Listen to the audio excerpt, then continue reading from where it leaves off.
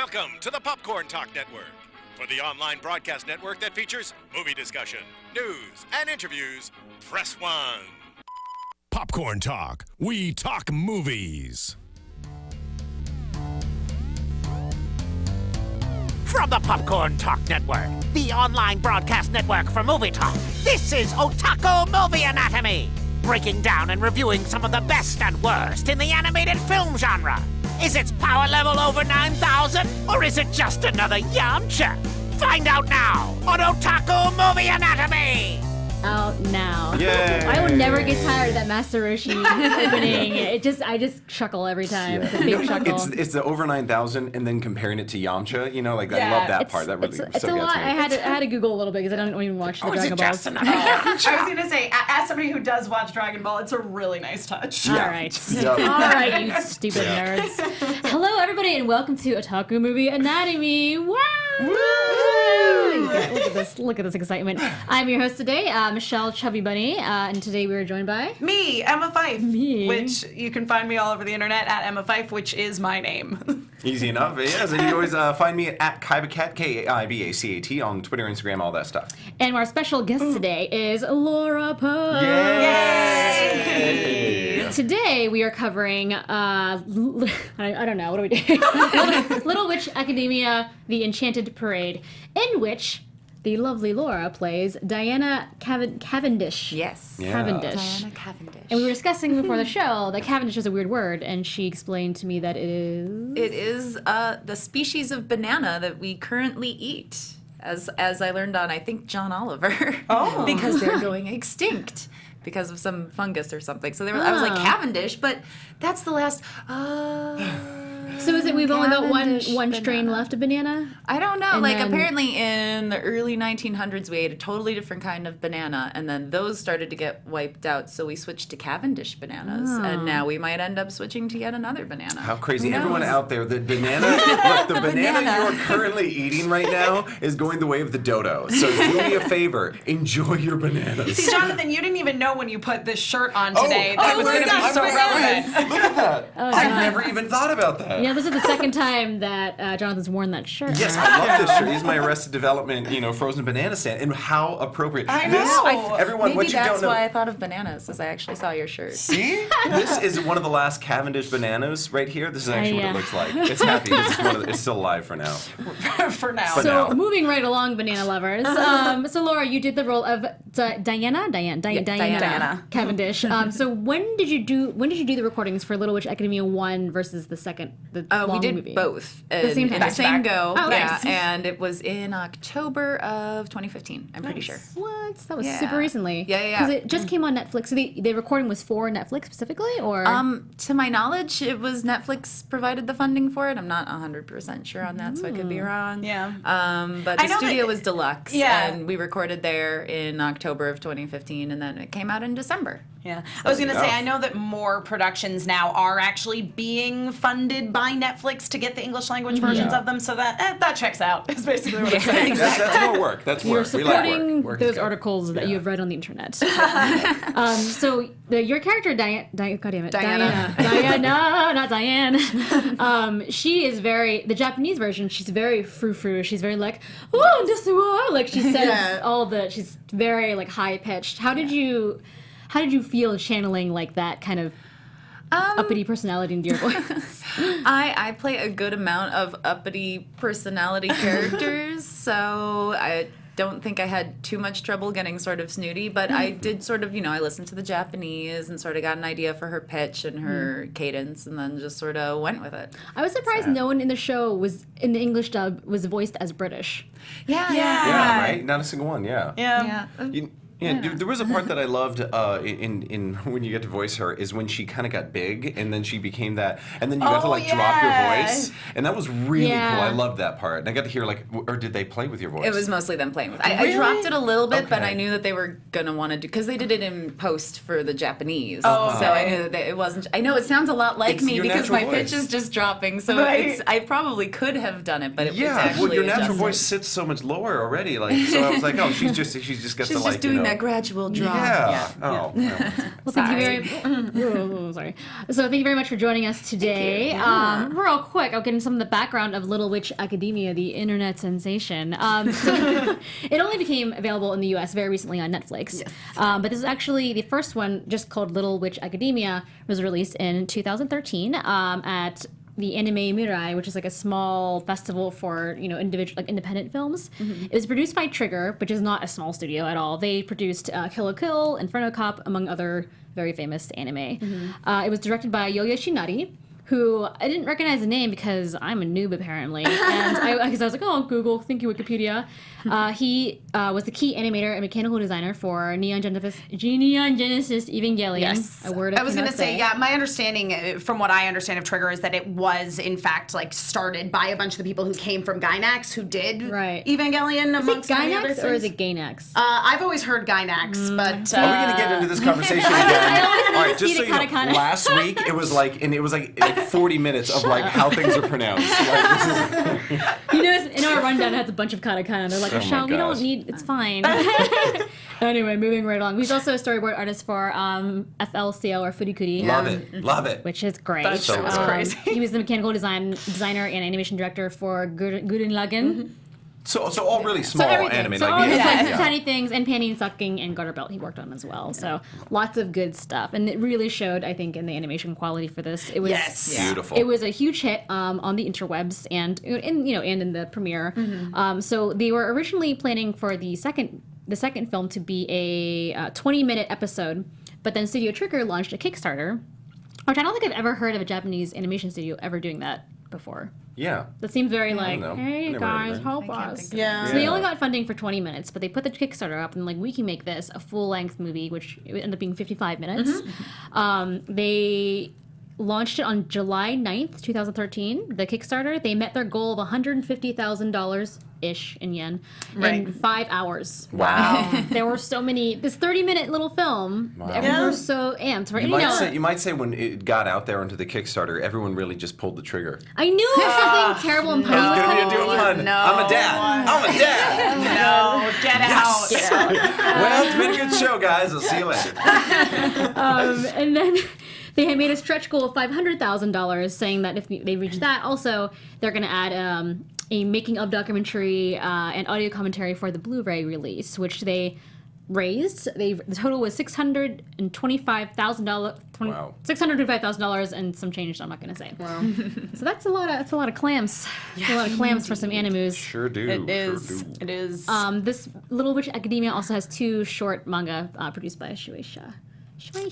So it says it's done very well for only having. There's nothing out it's an original story. Yeah. It's not based on anything. Yep. They just ran with it. And it's this short movie and then a long movie so far. That's what we have. Yeah. And I feel like, especially watching this, there's so much more to be flushed out, and I'm looking forward to everything that may be coming for this piece. Yeah. I was going to say absolutely, because obviously there is a whole lot of thought that has been put into the development of this world that they're in, and I think that's probably why people gravitate towards it so much, is because it is this very interesting, people like stories about kids going to magical schools. Yeah, Harry Potter. I think we'll get to that. Familiar of Zero didn't fly as well. Exactly. So any inside information? Do they give you anything? Anything? No, of course not. That's adorable. Yeah, I know there are. I saw some vague Google things about they're planning on doing stuff, but it's not official. It's all hearsay and fans. Yeah. I would love if they did more stuff, because I just love the world, especially they did so much world development in the Enchanted Parade. Absolutely, yes. I'm sure we'll get to, but I really loved it. I'm gonna do real sense. quick. We are on chat. I'm looking at it in my corner of my eye. Hello, Steven Starr. He says, Emma. Oh, hi, Steven. Steven Starr. That's a good name. Steven loves Emma. It's great. So if you're in chat, say hi. If you have questions, type them out, and I'll take a look over there. I'm gonna do a quick synopsis of the first episode, since it's kind of important. It establishes all the characters. Basically, you meet Akko Kagari. Her real name is Atsuko, but they call her Akko for short. And her friends, they are called. This is the best. Lotte. Lotte. Yep. Lotte. Isn't that latte? Yeah. It's spelled like latte. Everyone's like, Lotte. it's going to be like Lottie. It And I'm is, like, yeah. no, but it's Lotte. Yeah, Because I was in a different show where I played the sister of someone that was named Lotte, and they were like, it's Lotte, it's Lotte. Lotte. That is really interesting because that is how you spell Lotte, Lotte. which is like a nickname for Charlotte. Yeah. But Goodness. I got a pronunciation check. No, like this time. Actually, look, no, I have it here in the katakana. It says Lotte. I see it now. Yeah. Anyway. And then also Sucy, Mandabaran. Sucy. This is Sucy. Which is lovely because I noticed. I was watching the Japanese version at first, and I was like, sushi. They're trying to say Suzy. And I'm like, and I flipped over to the English version. I'm like, oh, they're saying sushi still. That's cute. Yeah. I like that they kept that, even though it sounds like sushi, the thing you eat. Yeah. Well, can't win them all. Anyway, so she starts attending the school. You see opening scene where she's very inspired to become a witch by seeing this. It's kind of like a Cirque du Soleil of magic witch performance. Who's this amazing performer with a wonderful name? Shiny Chariot. Who does magic with a shiny rod, I believe? Or is it called a shiny chariot rod? Shiny rod. Shiny rod. Yep. All things shiny. Yep. And basically she goes to school and is not very good at being a witch. She's not from a magical family, and her friends, she ends up in some trouble, and a dragon gets released from a secret cage, and she has to go defeat it with the power of her friendship and the shiny rod that she finds. She finds a shiny rod. She finds a shiny in rod. the dungeon. Yes. Yep. in the junk room. In the junk room of the dungeon. That's right. Yeah. It's a very cute, action-packed 30 minutes, and I do recommend watching it. It's really good. very easy. Yeah, and it also just sort of, you get sort of the basis of that relationship between, Akko and her two friends, because I mean, obviously you get some of that character development as well in Enchanted Parade, but I think if you come into Enchanted Parade having watched the first one, like, you have a better idea of sort of the dynamic between these three people, and you get to actually see Sucy do some of her experiments. She was Hufflepuff, dude. She's totally Hufflepuff. Yeah. She got the potions going. And let the Harry Potter talk begin. It's true when you picked this one, Michelle. I'm really glad that you told me, especially to watch the first one, watch the first movie first, because you're right. Without having the first one to sort of set the foundation, the second one would have really fallen flat, I think, for me. Yeah. And then when you get to the Enchanted Parade, which is a lovely 55-minute full-length feature, it's so cute. Like, just from beginning to end, it's just so well animated and so cute. Anyway, sorry, I'm trying to do a synopsis. Basically, you get Akko, Lotte, and Lotte and Sucy again. They are teamed up. They had a bad accident in the classroom. So in order to not get kicked out of school, they have to conduct the magical parade, an annual event that they must team up with. There's another trio introduced of Amanda O'Neill, Marianne Miller. how do you say her name? Constance. I forget how to say her. Braunschbank. Albrechtsberger. That's my Yeah. German guy. It's a really long lovely. name, and they say it like twice. Yeah. So. And Jasminka Always with the German Antonenko. names. Always with the Yeah. German I know. I Oh. love Yasminka. Yasminka. They're very cute, unique. She's the one that just keeps The eating, she's a choji. Yeah, she's choji. Yes, definitely. There's a cute other group of girls basically where they have to all team up and make this parade a success. Akko becomes determined to make this parade into her version of the shiny chariots spectacle instead of because usually the parade is like a hazing for witches. Yeah. Like the human world see witches, as not necessarily burn them at the stake, but more throw tomatoes at them. And so she's like, we're gonna change the image for witches, and it's gonna be fun and sweet. And It was really interesting to see that in this world, the people who are non-magical are aware of the magical people, and that they have this kind of negative attitude. It's weird. Yeah, it's like you do magic, you suck. I'm gonna hit you with a tomato. Well, and an endless supply of tomatoes. Just want to say. They do. But that's the thing that confused me was okay, so it wasn't totally rustic, but definitely this town they were in seemed like it was kind of old-fashioned, and yet they're like, witches are weird, they don't have cell phones. I was just thinking about mine. Yeah, it's like, I bet you don't even have a cell phone, and it was like, but you've got a well or something. Exactly. It was kind of a weird mishmash, but I still loved it. To be fair, there are places in Europe that you go to and they still seem very rustic and kind of medieval, but they have cell phones. Yeah, it looks like a scene. That's fair. It looked like a scene out of one of those Audi commercials where they're going through the small roads in Italy, and you're like. Because when they did in the first film, you don't see anything except for the school. Yeah. Right. So I was really surprised actually when they did a big screenshot a big shot of the town, and it looks like this old fashioned buildings stone monuments and stuff, and I was like, oh, is this where we are? Okay. Yeah. I don't know. We have no sense of place here. Anime.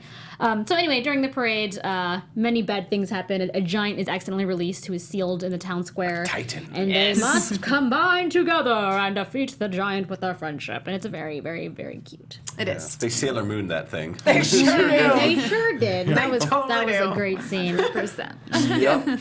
If we have learned anything from anime, it's that there is nothing more powerful than friendship between women. That's right. And just trying really hard, even if you're not good at something. That's right. I will say that was one thing that actually really bugged me about Akko, was that she tried so hard all the time, and she basically never succeeded until the very, very end. Yeah.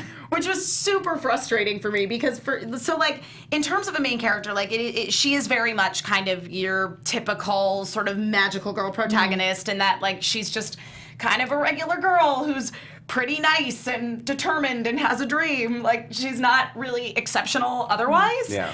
But unlike, say your Usagis or your Madokas or your Sakuras, her being a relatively good person doesn't always pay off as much. Yeah. And she's also kind of nasty to her friends sometimes, Yeah. which also really bugged me. I think this whole movie was, and we don't even have to talk about this theme. Right. The whole theme is definitely friendship. Yes. And I think it shows the different facets of friendship where, your friends are not all perfect people. Absolutely. But this is how we accept their flaws. And Akko's biggest flaw is that she just tries to bulldoze through and do Yes. a thing, even if she is not going to work. Yeah, she's not the best listener. No. So much. Yeah. I don't really feel like she learned a lesson at the end of the movie, to be honest. I was a little wait, so all her friends apologized to her, and she was like, I'm also sorry. I was selfish. But that was kind of it. That was really an ongoing personality flaw that she has, where people are trying to tell her important information or trying to express themselves to her openly, honestly, and she is not listening whatsoever and just steamrolling everything they say. Right. Yeah. But that is the reason you should watch the first one first, because if you just jump into the second one, it's like, why are these people even friends? They're all so awful to each other.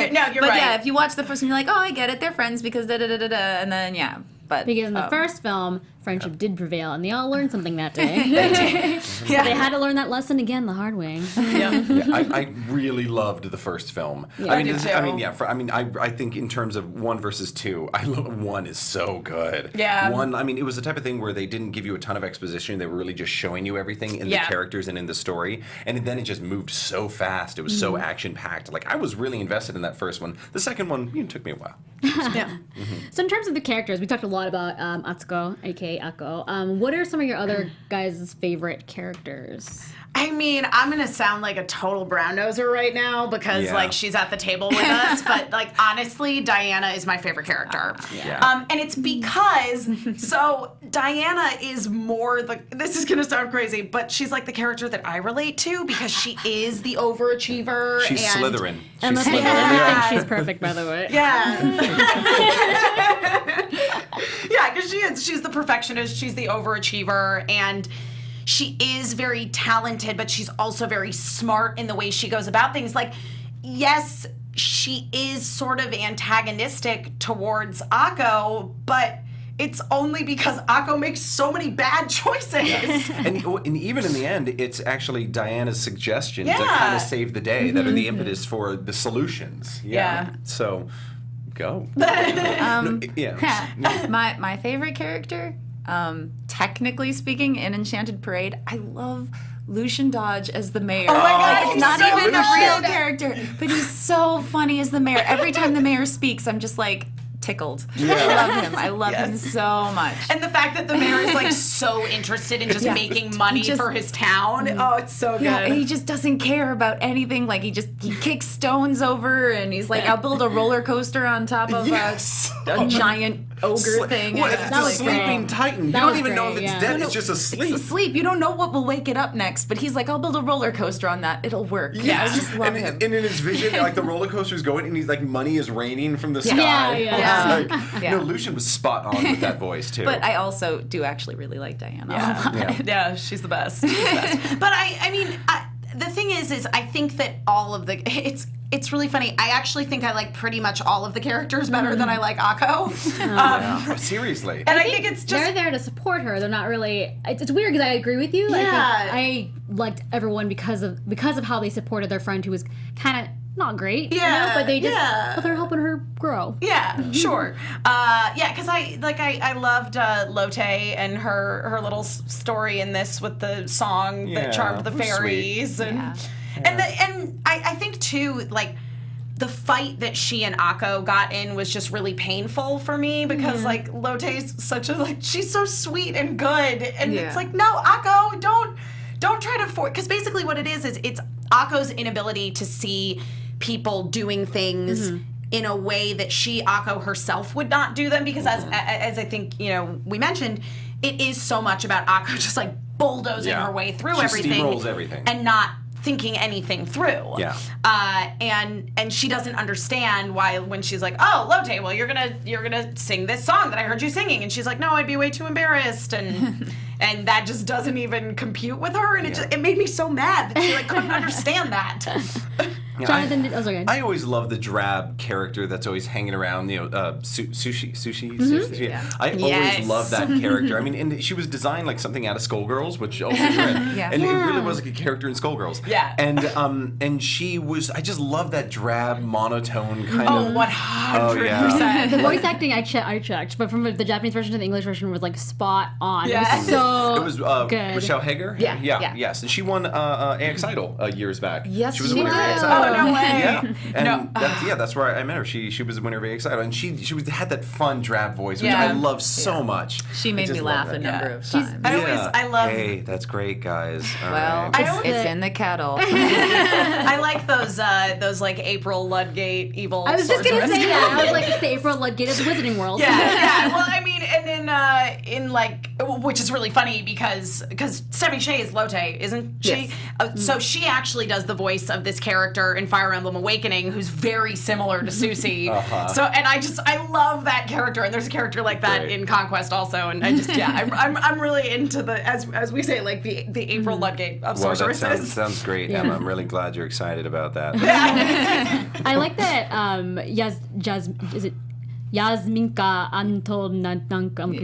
Oh my Yasminka, she was great because she was the one who ate a lot and she was getting kicked out of school for stealing food. And that intro scene of her is adorable. She's basically eating chips, and the teacher keeps taking the bags of chips away from her, and she just keeps producing more and more bags of chips. And it's so cute. And the voice acting for her was really spot on as well.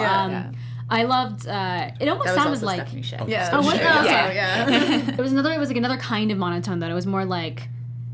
Yeah, it was a little higher pitched. Yeah, it's hard to describe, but it was really nice. I don't think I've ever heard Shay do like a lower pitch thing. I always hear Shay doing everything up. That's like her bread and butter. Yeah.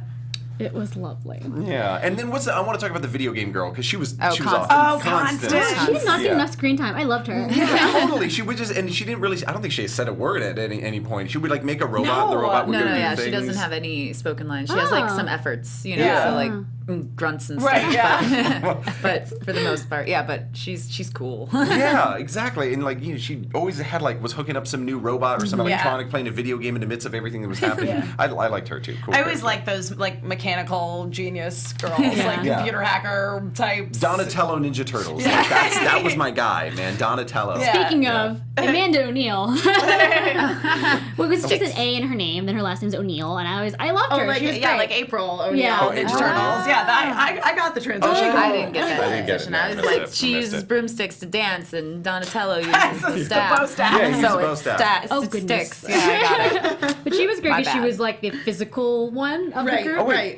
She had. Isn't that? No, Marianne. As Marianne Miller. Well, but the character is Amanda O'Neill. Yeah. Yes. We're throwing away way too many names right now. Yeah, sorry. Let's go No, on. it's fine. Yeah, but she was great. I like that she kind of brought a new like the performance aspect to the group. And I know that's the reason why they brought these three characters in, because they all brought aspects that could help her make it float. Yes. I really enjoyed Amanda's intro as to how she had gotten in trouble, and it was like this Mission Impossible sequence where she was like, and there was like 40 guys with laser wands on her. She's like, oh damn it, that didn't work. It was weird because that scene was like. It didn't seem like it fit in the world they had built, but I was okay with it. She's still wearing a witch hat. It's fine. She's wearing like a black skin suit as a witch hat. Yeah. It's great. So what are some key scenes that you guys feel were like amazing? I mean, I mentioned Amanda's how she got in trouble intro, which was really great. good.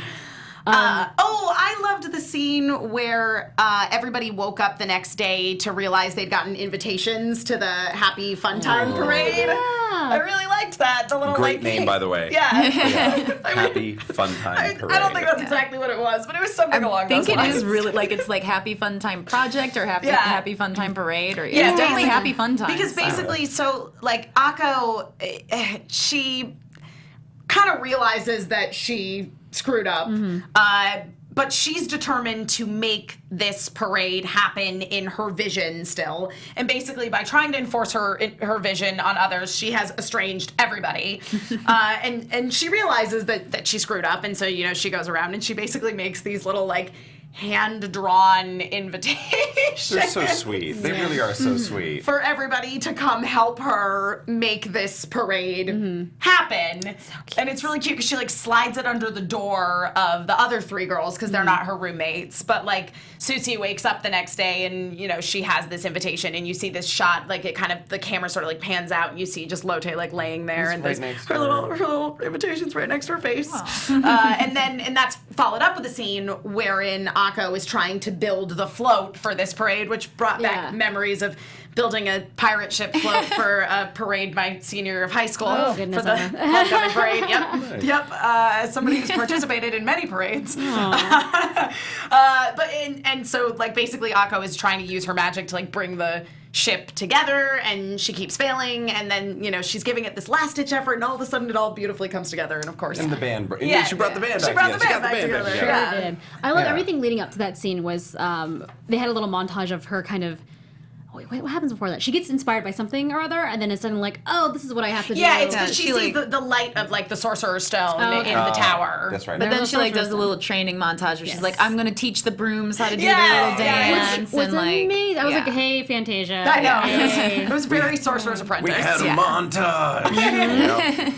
That's not the only Disney thing that happens in this movie, though. Like, there's a lot of Disney-esque moments where I think it's because this is for kids, I guess. Like it's so clean, and there's no upskirts, by the way. No, this is like the opposite of Familiar of Zero, which is all like boobs and sex. Like, it's like Harry Potter but with sex, and this is like pure, like clean. Yeah. It's nice. Yeah. And in that, so I think the Disney elements are kind of like on purpose. Like when they at the very beginning they show the title of the film, it's done in the Disney. You know how Disney does a little arc. Oh, they spell out Disney. Yeah. It's done exactly the same way, but with like a little more 2D and flat looking, not 3D. I did not catch that. Yeah. So watch the beginning again, and then but this is kind of a movie that I think like a child of any age could watch. It's clean.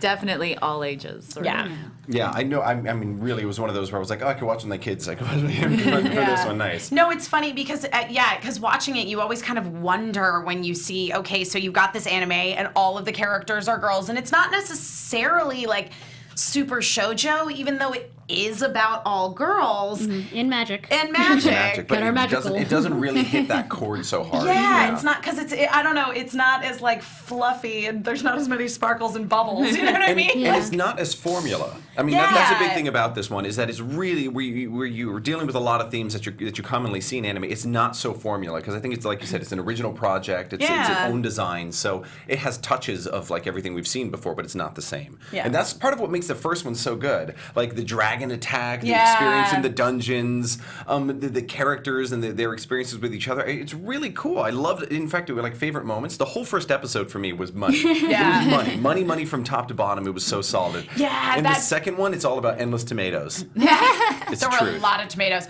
No, I just kind of, and circling back to what you were saying about the first one, like I loved the fight that they have with like the sort of dragon that they encounter in the dungeon, because it they basically come into it from the standpoint of, okay, so Diana and Barbara and Hannah Barbara.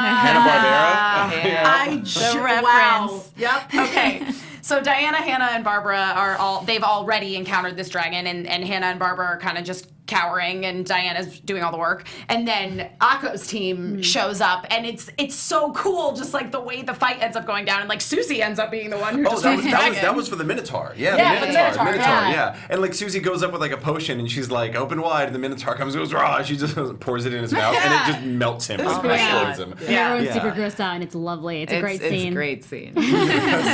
And then the dragon, that's the eating magic dragon. Like, and he starts off all tiny. That's right. Yeah, and it's Hannah Hanna-Barbera. It's Hannah and Barbara who are like, finally they grow a pair because there's a little dragon. They're just like zapping it, and they feed it so it gets bigger and bigger and bigger, and then it destroys basically everything. Yeah. Well, we should talk about the big climax in the Enchanted Parade Yes. also. So the giant.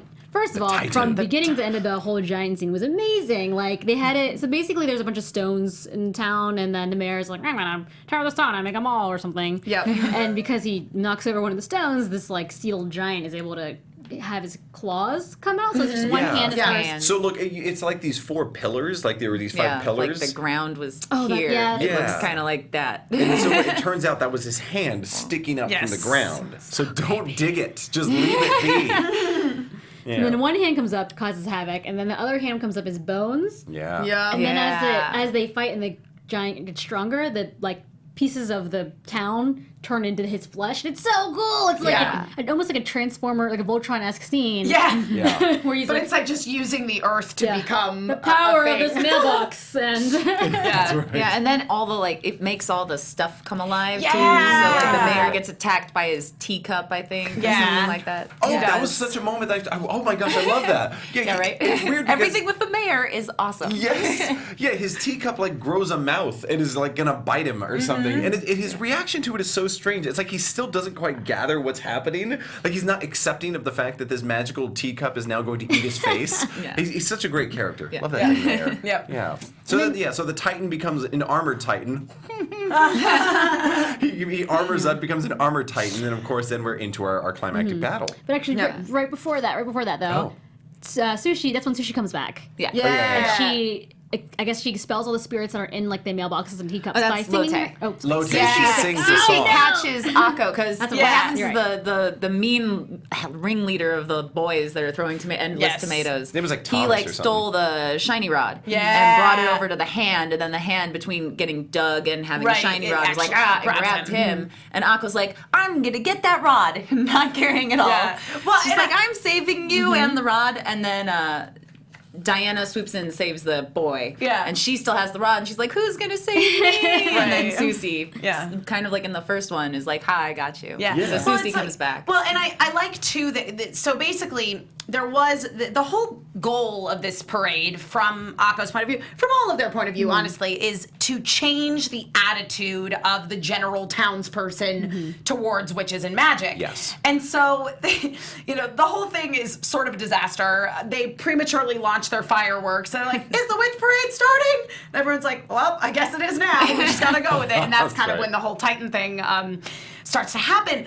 But their teacher kind of makes the most of the situation and turns into sort of an MC for this event. That was great. Where she's basically like, look at these brave witches coming to everyone's rescue. It's so good. The townspeople were all like, oh, Rubble, it's part of the show. Okay, we're fine. It's true. The teacher who's the most powerful person in this whole thing, out of all the students and everything, she just uses her megaphone. In every episode, she's like, oh, bad stuff is happening.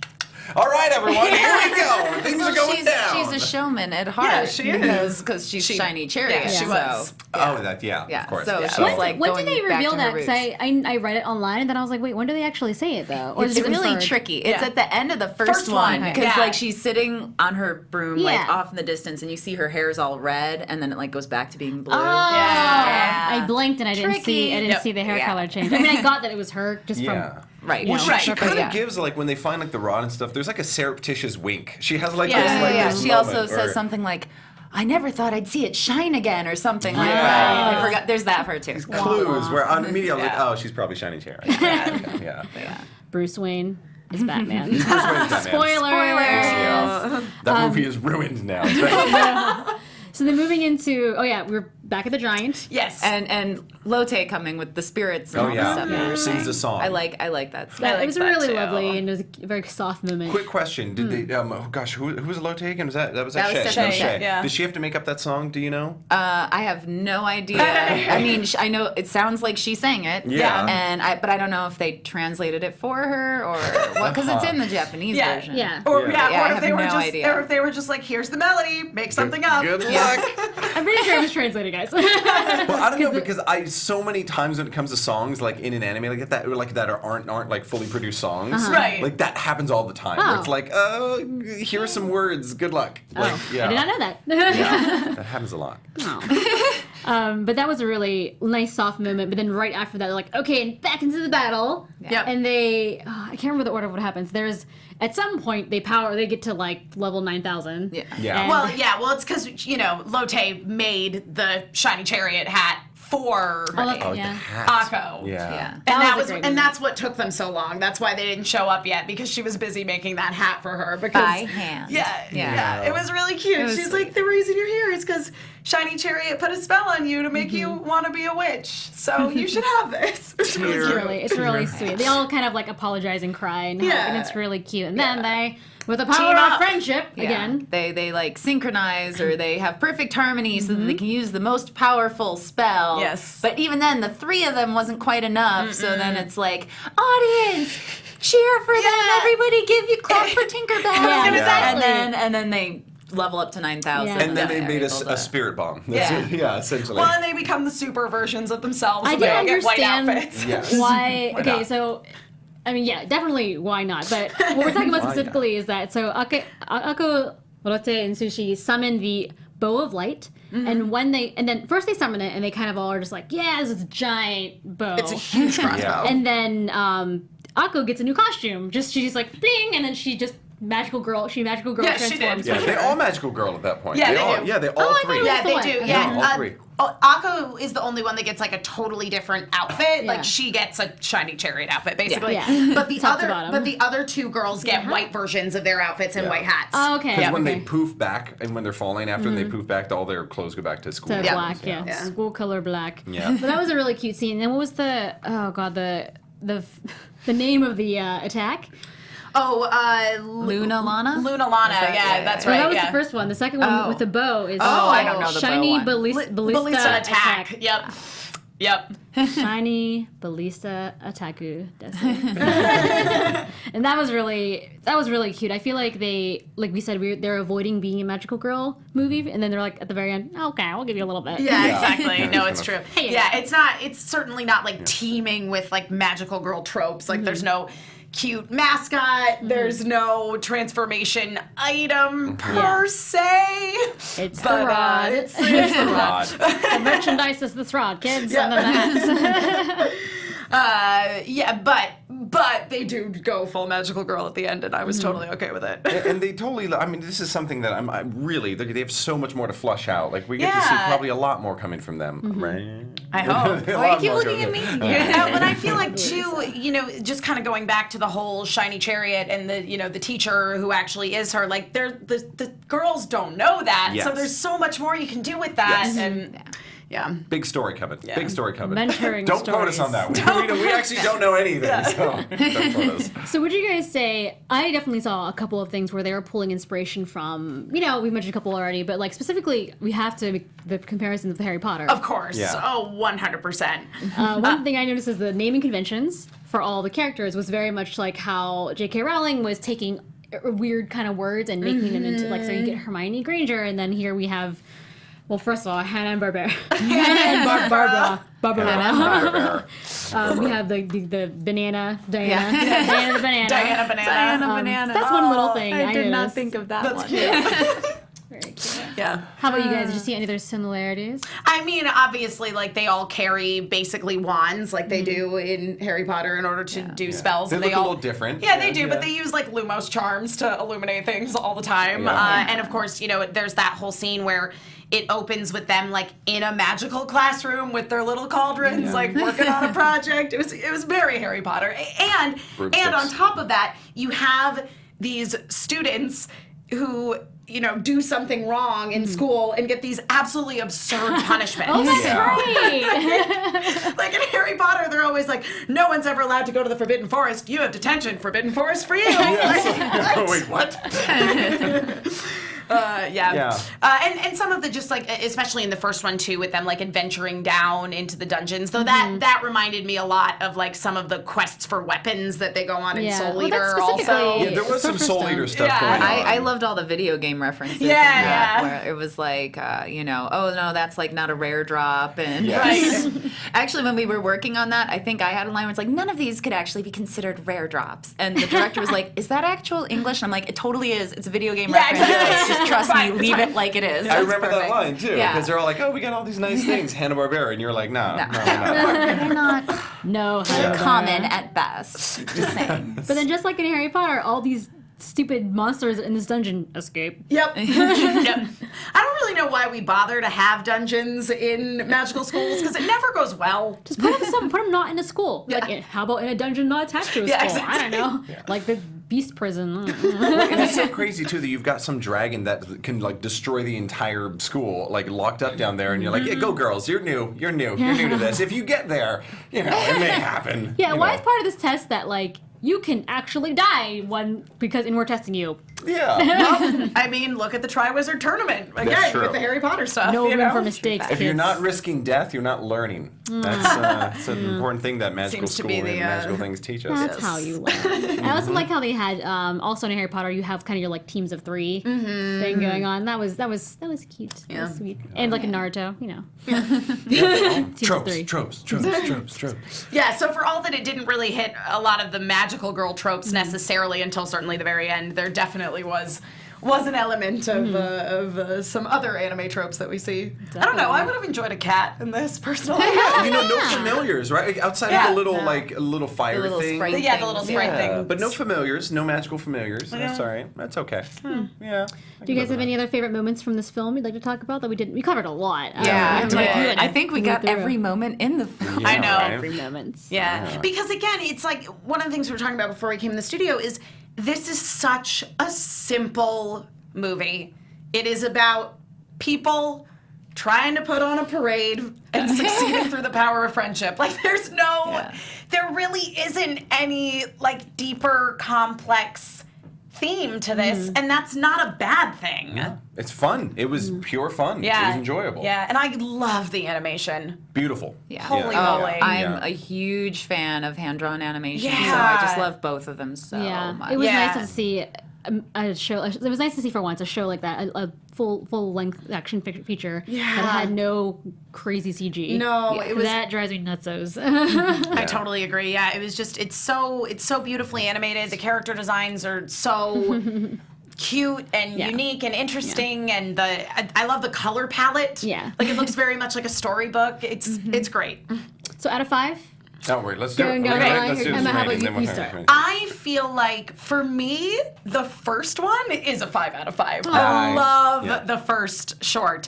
The second one I feel like is a 4 out of 5 just because I spent so much time being frustrated with Akko. And if Akko...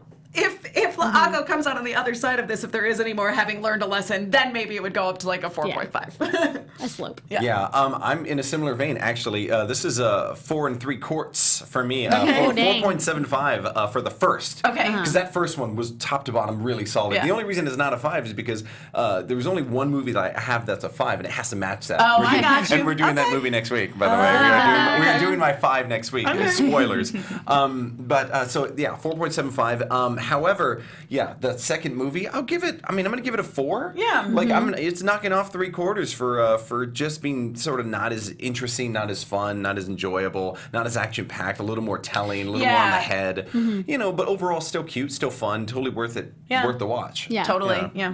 I feel like I have to say 5. I know. You're stuck between a rock as and an a hard actual place. anime fan, 5 out of 5 for the first one. Yeah. Because I love the first one. And 4.5 out of 5 for the second, because there's just a little something that's not quite as as the first. I don't know what it is. I think part of it is what's so good about these films are those fight sequences. Yeah. So like the second movie opens up really strong with the disaster in the potions classroom, and the first movie just is straight up only action, and then the end of this movie is so good, that long fight sequence with the Titan. It's some of the in-between stuff where I think it kind of lags. I feel like, it was supposed to be a 20-minute movie. Yeah. It should have been. It probably would have been a lot better. Yeah. But honestly, I enjoyed watching that extra. Like, we probably wouldn't have gotten to see the town, and there's a lot of. I mean, it's still a very basic friendship tropey kind of fights they have, but I feel like I'm going through a similar thing with my friends right now. It's like, we're not all perfect people, but it's nice to have friends that support you,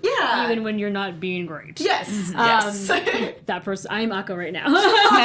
But anyway, I think the first movie, 4.5 for me for sure, and then the second movie, I'll give it a 4.5 because in its genre, it's pulling really hard. I mean, That's true. A 5 in a kids show genre for me is like Totoro. Okay, Yeah. so good call. but I mean, we're not, because if you're comparing this to like Rurouni Kenshin live action, things like a 2, because nothing's gonna beat that glorious hair. Nothing. All right, we've got a little bit of time, and we'd love to hear a little more about some special projects you have coming up. Love Live was just announced, so I play Nozomi Tojo in Love Live. The movie is available for pre-order, and the show is already out, so you can go get it. And what else is going on? You can follow me on Twitter, Laura Post Voice, and I'm doing a bunch of conventions, which you can usually find on my website, which is laurapost.net, because I'm not cool enough for com. Just remember that it's net. That's the hardest thing. Yeah, net.net. I'm trying to think, like Love Live. I've got a couple other things coming out soon, but I can't talk about them yet. But if you follow me on Twitter, then you will find out about them as soon as I can talk about them. And if you're a League of Legends player, you could always pick her as Ari. Yes. Which is always cool. And if you like Skullgirls, I'm Valentine in Skullgirls, and yeah. There was a game that you and a bunch of other voice actors played of League. It was a while back. And you all played your characters? Yes. Yeah, this was a while back. There was Daniel McCrae, Christina V, was she there? I think so. Yeah, so like you had and like... Faye Motto was there, yeah. So who really stood out? Who stepped up? Who's the best one? Yeah. Faye. Faye, yeah. Well, of Faye's course, a judge. Faye. Yeah, that's of like course. that's not even fair. That she's like the ringer. Yeah. Outside of Faye. I think I was pretty good at the Christina was really good. I was passable at the time. I'm not now. You League nerds. How dare you? I know. Well, thank you so much, Laura, for joining us today. Yeah. Hopefully we see you again when one day we cover Love Live. That's Exactly. TBA. Don't get excited, kids. And don't forget you can... I can tell next week. Oh, I'm so sorry. I'm so excited. And don't forget you can Jump the gun. download any of our episodes as podcasts. If you go to iTunes and look up Popcorn Talk Network, you can find us under Otaku Movie Anatomy. And you can find me on the internet everywhere at I Am Chubby Bunny. And you can find me on the internet everywhere at Emma Fife. And you can find me everywhere on the internet as at Kaiba Cat. And next week we're doing Princess Mononoke. Just so you know, that's a teaser right there. Princess That's it. Mononoke. That's not And it. one more Okay. time, That's Laura, not where it. can we find you? At Laura Post Voice on Twitter or laurapost.net. All right. Thank you guys for joining us again for another fun episode of Otaku Movie Anatomy. We'll see you next week. Same bat time, same Mononoke channel. Yeah, well, that's good. I'll Sure, take it. great. Yeah. All right. Thank you guys. Hi-yo, Wow. Miyazaki. Bye.